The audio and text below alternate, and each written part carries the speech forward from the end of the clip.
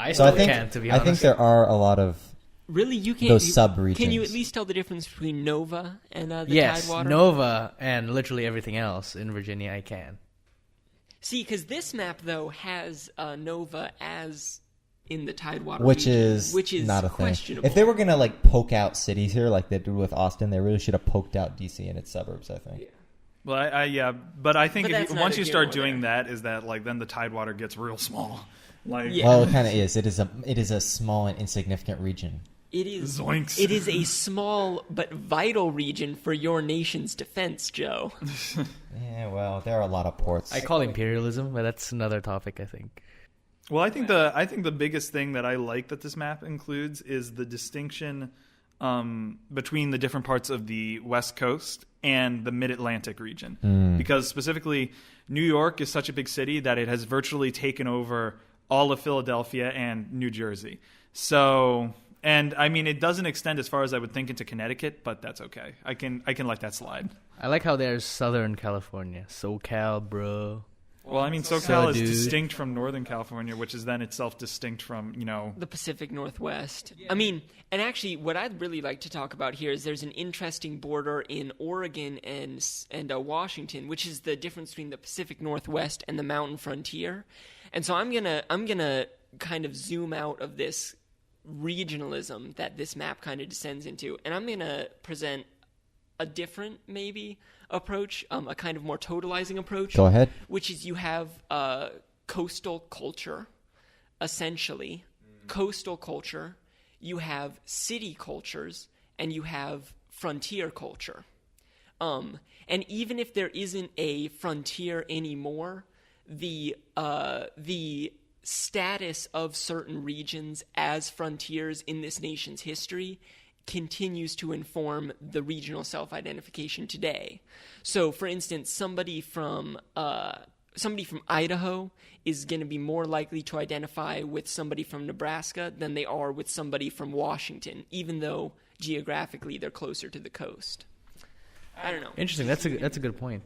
So then there's like macro level regions that you could talk about. Like the mountain frontier is probably more akin to, Central America than it is to, and then New England itself is probably more similar to the Tidewater than it is to, the Midwest. Right. So forget the north-south regional divide at this level at least, and think more about Appalachian Virginia versus Tidewater. Well, I think Virginia. if you wanted to make that mass, like if you wanted to do that thing, you have, the parts of the country that are mostly farmland, which is mountain frontier, using this map, but it basically runs from like, eastern Washington cutting all the way across to like Illinois. Then you have the north as an idea, which is like Illinois and then all of New England in addition to like Maryland and parts of Northern Virginia. The south, which is then, Virginia south to like Texas, and then and then you have California. See, I don't agree with that though. I think Texas, it's not about geography though. I'm not saying it is about geography. I'm just saying they're similar to one another based upon shared history and like how they would speak. I think though, the essential difference between, I think Virginia is more closely identified with a northern establishment, to use a political term that doesn't have the same meaning here.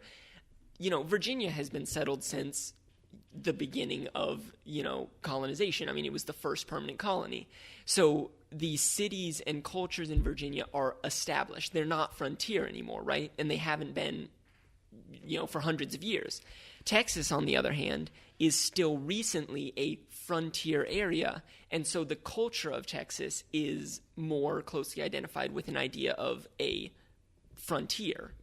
So it's going to be more closely identified with Oklahoma, but also with states, Idaho, and even the backwoods of Oregon and Washington, because those are still low population density, less permanent development, what you would think of as a frontier area. Even if that's not physically true anymore, because, we have roads everywhere now, the cultural descent, they've inherited that cultural idea.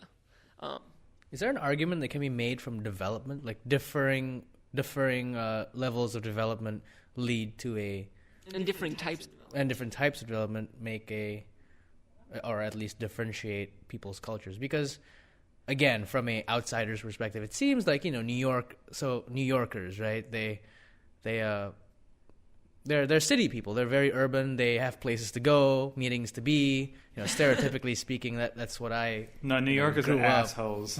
And I'm walking here. Yeah. So funny story. Like when I first came to William and Mary, I didn't come immediately here. I flew to New York first, and I've been to New York before, so I kind of knew not to get in people's way and all that. People don't say good morning on the streets, whatever. And then Mom and I took a drive down, and we immediately stopped at Williamsburg on one trip, nonstop. And then immediately as we got off, thinking it would be the exact same as New York, an old lady just walks by and says, "Hello, good afternoon," and we were shocked because we were just bumping shoulders with a businessman from New York who really didn't care about us. And then suddenly we got off a car, and then an old lady we barely knew and probably would never see again says, "Hello, like how you doing?" Like I've heard about Southern hospitality, I've heard of those things, but I think more important or more significant than that, perhaps, is like the pace of life as dictated by development. What do you guys think?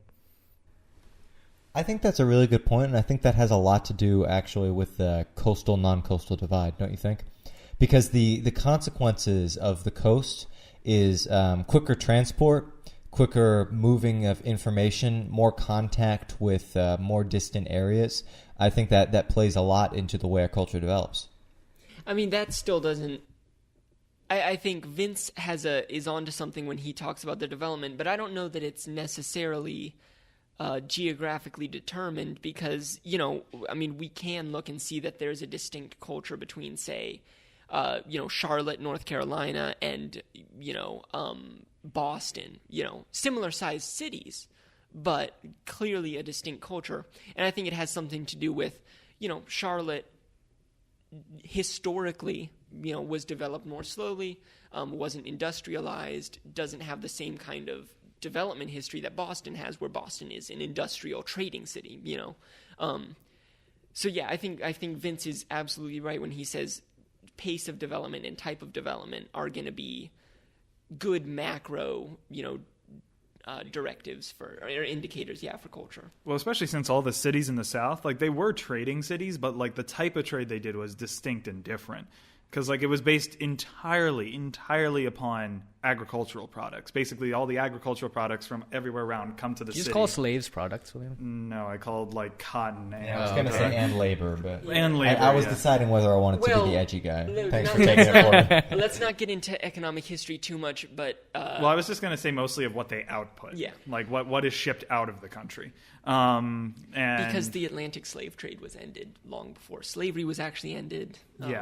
Which, we won't get into that, but we're not doing a history. Not this. But anyway, like the point is that pace of life is it's much slower. So yes, like then it's now a holdover because people don't like to change.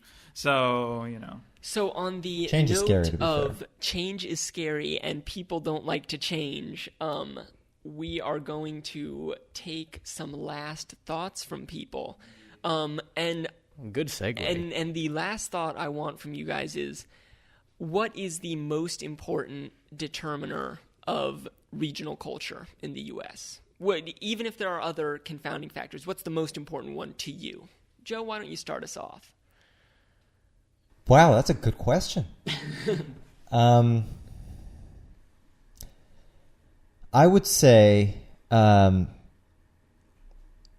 Okay, I'm going to not be generic, so I'm just going to say something that's maybe a little provocative, but we'll see. I'm going to say food, because I think food carries within it geography, economics, and culture, and so I think within the and that's something which survives to a great extent, even when you have greater flows of information.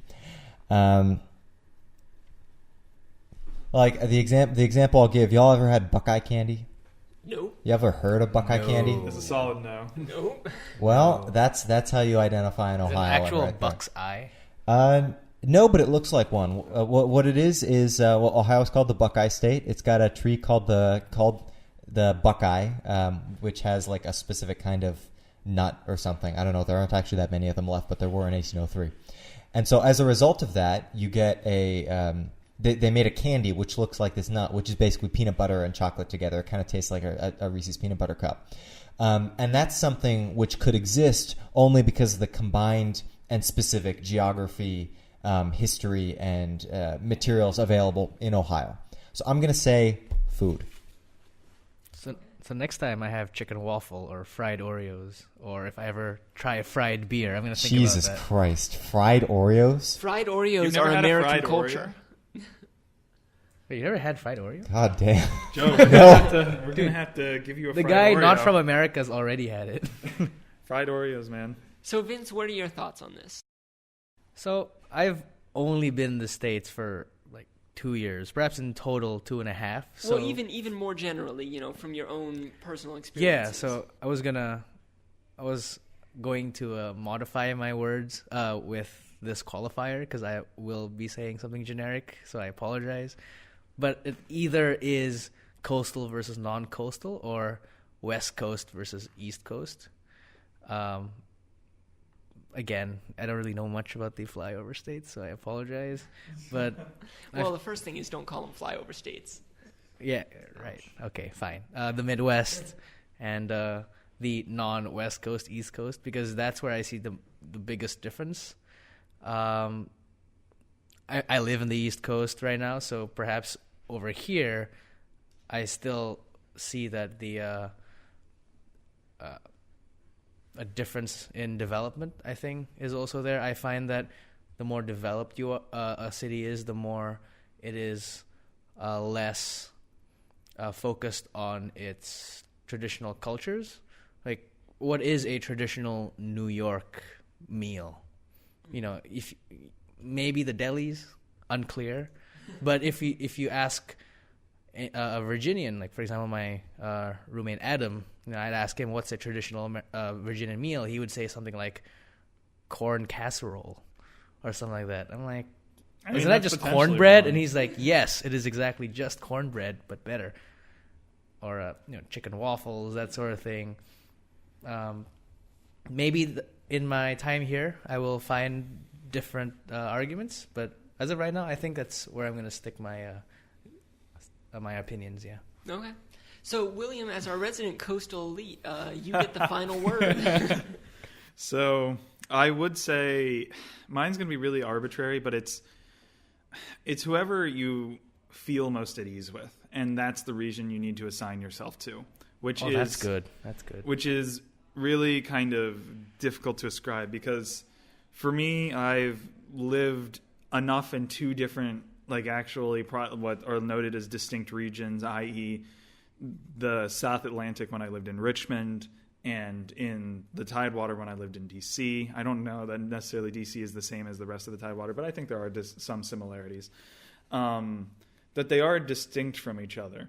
And at least for me, I would never consider myself part of the Mid-Atlantic because I just can't stand the cities up there. I can't stand the pace of life, and I can't stand how people act. It doesn't work well for me. But when I travel down the South Atlantic, meet up when I went to the South and even to Texas, I was like, these are people who I understand, I can get along with. But yet at the same time, in the Tidewater, I definitely feel most at ease because I can talk with people there. I know what they're saying. I know how to act with them, and so it's a floating definition. It's very, very difficult to imagine. And then there's like holdouts in the Mid-Atlantic that I'm good with. I've said this before. My family's Italian. I have never felt more at ease when I'm in Wilmington. We had a family reunion, and I was yelling at my relatives, but we all knew that we weren't really yelling at each other. We were all just being Italians. Where's Wilmington? That is very Italian. Wilmington is northern Delaware, basically a suburb of Philadelphia.